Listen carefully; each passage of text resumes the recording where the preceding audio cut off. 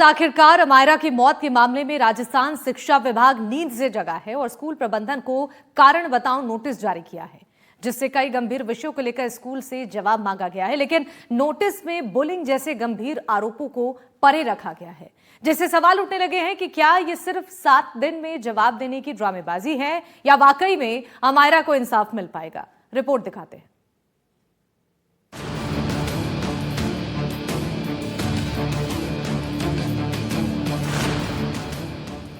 अमायरा को कब मिलेगा इंसाफ? टीचर सस्पेंड, स्कूल पर कब होगा एक्शन? नोटिस जारी, क्या कार्रवाई की तैयारी? 2 महीने बीतने को हैं, लेकिन 9 साल की अमायरा की मौत का मंजर आज भी हर जयपुर वासी की आंखों में बसा हुआ है, जहां एक मासूम बच्ची ने स्कूल प्रशासन की लापरवाही और उनकी गैर जिम्मेदारियों के चलते मौत को गले लगा लिया। लेकिन अब देर से ही सही, लेकिन मामले में कड़ी कार्रवाई की तैयारी की गई है। जिस तरह से स्कूल का रवैया रहा है, उसको देखते हुए राजस्थान के शिक्षा विभाग ने नीरजा मोदी स्कूल को नोटिस थमा दिया है। क्या लापरवाही पर होगी बड़ी कार्रवाई? मामले की जांच जिला शिक्षा अधिकारी को सौंपी गई। रामनिवास शर्मा की कमेटी ने जांच की थी। जांच रिपोर्ट उच्च अधिकारियों और शिक्षा मंत्री को सौंपी गई।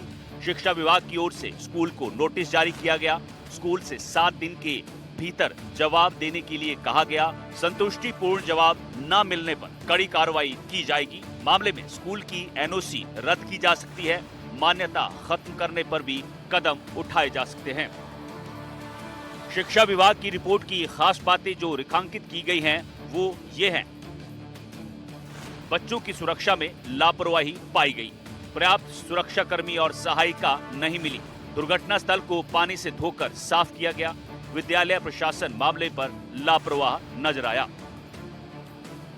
वहीं खुद को घिरता देखकर स्कूल भी हरकत में आ गया और नीरजा स्कूल ने कक्षा शिक्षिका पुनीता शर्मा और गणित शिक्षिका रचना को हटा दिया। वहीं इस एक्शन के बाद राजस्थान अभिभावक संघ के प्रदेश प्रवक्ता अभिषेक जैन ने इसी महज खानापूर्ति बताया। साथ ही नोटिस को लेकर कहा कि 7-7 दिन करके इसे आगे बढ़ाते रहेंगे ताकि मामला ठंडा हो जाए। जी हाँ, अमायरा हत्याकांड में यही शब्द यूज करना चाहूंगा, क्योंकि जिस प्रकार से घटनाक्रम को अंजाम दिया गया, जिस प्रकार से तथ्यों को छुपाया गया, जिस प्रकार से सबूतों को नष्ट किया गया, यह अपने आप में एक सोची समझी साजिश थी।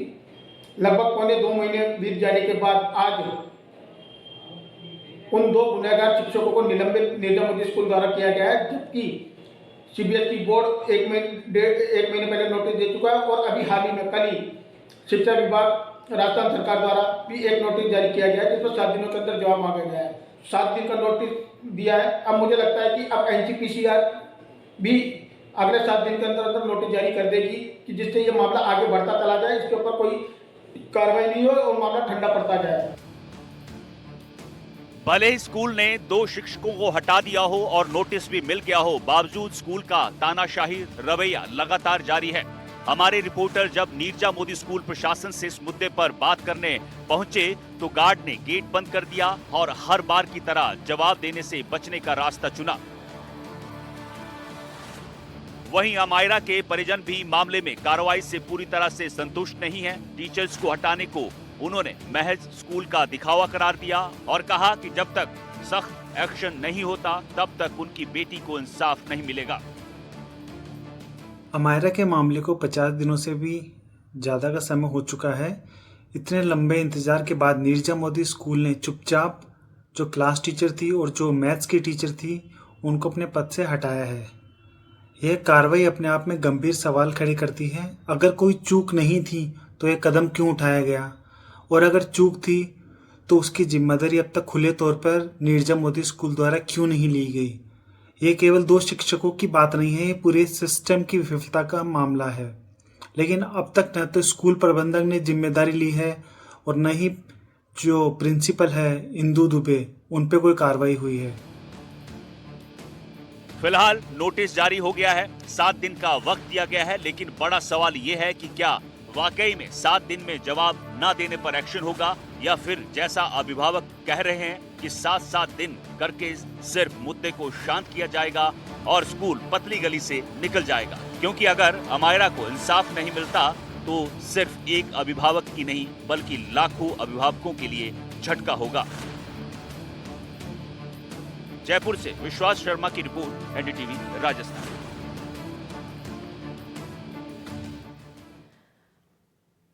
और राजस्थान में वन विभाग ने वो कर दिखाया जो आज तक कभी नहीं हुआ। वन्य जीव संरक्षण के क्षेत्र में बाघों के प्रदेश ने अनोखा कारनामा किया है, जहां हेलीकॉप्टर के जरिए बाघिन का ट्रांसलोकेशन किया गया है। देखिए आप भी।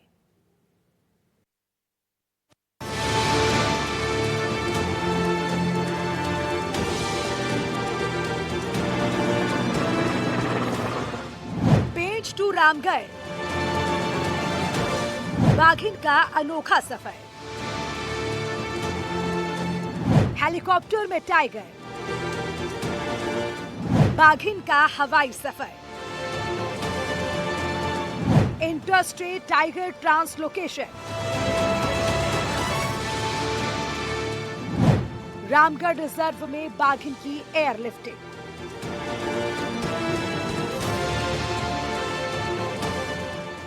राजस्थान के इतिहास में पहली बार एक बाघ हुआ हेलीकॉप्टर में सवार। जी हाँ, आपने सही सुना, जंगल का सबसे खूंखार जानवर जिससे सब कांपते हैं थर-थर, उसने किया है हेलीकॉप्टर से सफर।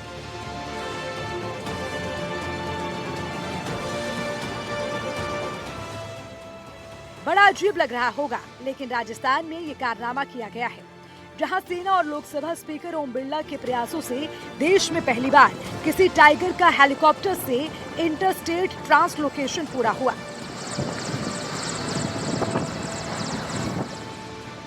मध्य प्रदेश के पेंच टाइगर रिजर्व से एक बाघिन को राजस्थान के रामगढ़ विषधारी टाइगर रिजर्व में शिफ्ट किया गया।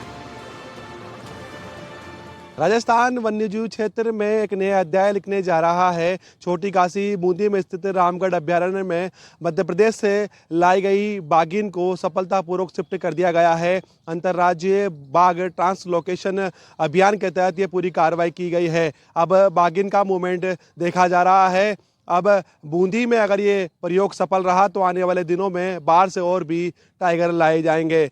इस योजना के पीछे टाइगरों का नस्ल बदलना है। एक ही विविध और एक ही जीविता के जो है टाइगर हैं, तो ऐसे में अगर ये प्रोजेक्ट सक्सेस रहा तो राजस्थान के लिए एक बड़ी इंडस्ट्री खड़ा कर देगा। महत्वपूर्ण जो है छोटी काशी के लिए हो जाएगा। बाघ को पेंच से रामगढ़ लाने के मिशन को बेहद संजीदगी से अंजाम दिया गया, जहां 25 दिन तक चली लंबी रिसर्च, बाघिन की मूवमेंट, स्वास्थ्य प्रशिक्षण के बाद भारतीय वायुसेना के Mi-17 हेलीकॉप्टर से बाघिन को पेंच टाइगर रिजर्व से रवाना किया गया।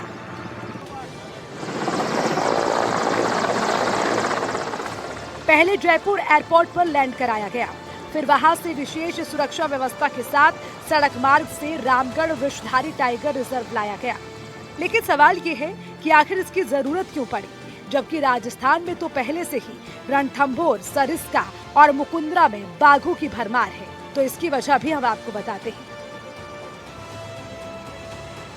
राजस्थान में लगभग सभी बाघ एक ही जीन के हैं, जिससे बाघों में इनब्रीडिंग का खतरा बढ़ जाता है। वे बीमारियों के प्रति अधिक संवेदनशील हो सकते हैं। वहीं पेंच से आई बाघिन अलग जीन पूल से है, जो बाघों में आनुवंशिक विविधता लाने में मदद करेगी। इससे बाघों की आने वाली नस्लें स्वस्थ होंगी। हम बाघ संरक्षण के लिए इनब्रीडिंग डिप्रेशन के लिए एक मध्य प्रदेश से एक टाइगर का ट्रांसलोकेशन करने के हमारा स्टेट गवर्नमेंट का सेंट्रल गवर्नमेंट का प्रयास है। इसके पहले ये कदम में हम आज एक बाघिन को मध्य प्रदेश पेंच टाइगर रिजर्व से रामगढ़ विषधारी के लिए बूंदी के लिए ट्रांसलोकेट किया। आज हम सुबह 6:30 बजे के करीब उसको बजालिया एनक्लोजर हमारा जयपुर में उसके अंदर छोड़ दिया। वहीं अगर बात करें टाइगर ट्रांसलोकेशन की, तो इसके प्रयास पहले भी हुए थे, लेकिन वो असफल रहे। साल 2008 में ओडिशा में बाघ ट्रांसलोकेशन का प्रयास असफल रहा था, लेकिन इस बार पूरी तैयारी और एहतियात के साथ इस ऑपरेशन को अंजाम दिया गया और ये सफल रहा। अब बाघिन को बजालिया एंक्लोजर में रखा जाएगा, जहां उसकी सेहत, सुरक्षा और मूवमेंट पर पल पल नजर रखी जाएगी। वहीं ये ट्रांसलोकेशन बूंदी और राजस्थान के लिए मील का पत्थर साबित होने वाला है। Bureau report, NDTV, Rajasthan.